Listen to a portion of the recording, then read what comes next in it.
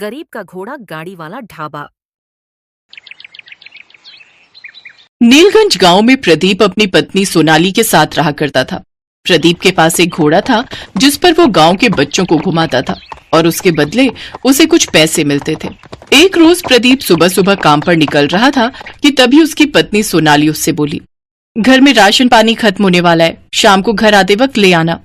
ईश्वर से प्रार्थना करना सोनाली कि आज कोई अच्छी सवारी मुझे मिल जाए ताकि मेरी कमाई ठीक ठाक हो सके।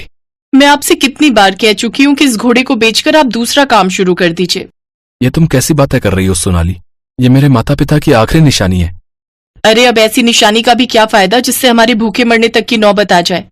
क्यों चिंता करती हो भाग्यवान, जो किस्मत में लिखा होगा वही मिलेगा। ये कहकर प्रदीप अपना घोड़ा लेकर चला गया। रास्ते में उसे राजू मिला। अरे प्रदीप भाई, मुखिया जी ने आपको बुलाया। प्रदीप मुखिया के घर पहुंचा। तुम्हारे पिता ने मुझसे कर्ज लिया था, अब तुम मुझे वो कर्ज लौटाओगे, समझे? लेकिन उन्होंने अपना खेत भी तो आपके पास गिरवी रखा था। उस बंजर जमीन का मैं क्या करूंगा भाई? तुम मुझे मेरे पैसे लौटाओ, नहीं तो मैं तुम्हारा ये घोड़ा अपने पास रख लूंगा, समझे? प्रदीप वहां से दुखी होकर चला गया। तभी मुखिया के पास गांव का सेठ आया। काम हो गया क्या मुखिया जी? समझो हो ही गया सेठ जी। शाबाश, आप नहीं जानते बाजार में उस घोड़े की कीमत कितनी है? सेठ जी, आपके कहने पर मैंने उसे धमकी तो दे दी, लेकिन कहीं ऐसा ना हो कि वो 1 महीने में मेरे पैसे लौटा दे और फिर मुझे उसको वो उपजाऊ खेत भी लौटाना पड़े जिससे मैं लाखों कमाता हूँ। अरे वो गरीब 1 महीने में इतने पैसे कहाँ से लाएगा? उसके यहाँ तो कभी कभी खाने तक के लिए कुछ नहीं होता। अच्छा, अब मैं चलता हूँ। उधर प्रदीप उदास होकर घर चला जाता है।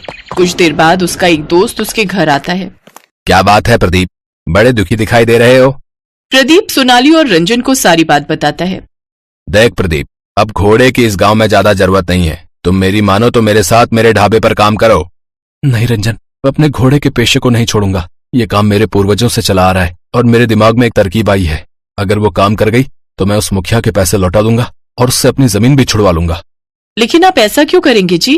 प्रदीप मुस्कुराया और जंगल से लकड़ियां लेने चला गया। फिर ढेर सारी लकड़ियां काट कर घर ले आया। फिर 3 दिन के अंदर ही दिन रात मेहनत कर प्रदीप ने लकड़ियों का एक सुंदर सा बड़ा टांगे का बॉक्स बना लिया। अब हमारी घोड़ा गाड़ी तैयार है। अब कमी है तो बस रसोई की। वाह, कितना सुंदर लग रहा है ये। लेकिन रसोई की कमी मतलब? मैं कुछ समझी नहीं। मतलब ये कि अब हम इसे एक चलती फिरती घोड़ा गाड़ी रसोई बनाएंगे। देखो भाई, आजकल आधुनिक जमाना है और लोग हमेशा कुछ नया करने की कोशिश करते हैं, लेकिन मेरे पास इतने पैसे नहीं है कि मैं इसमें राशन भरवा सकूं। फिर मेरा ये काम सफल कैसे होगा? अब आप बहुत थक गए हैं जी, चलिए चलकर अब सो जाइए। कल सुबह देखेंगे कि आगे क्या करना है। वो दोनों खाना खाकर सो गए, लेकिन अगली सुबह जब उठे तो उन्हें बाहर से खाने की बहुत अच्छी महक आ रही थी। वो दोनों बाहर आए तो वो खुशबू घोड़ा गाड़ी में से आ रही थी।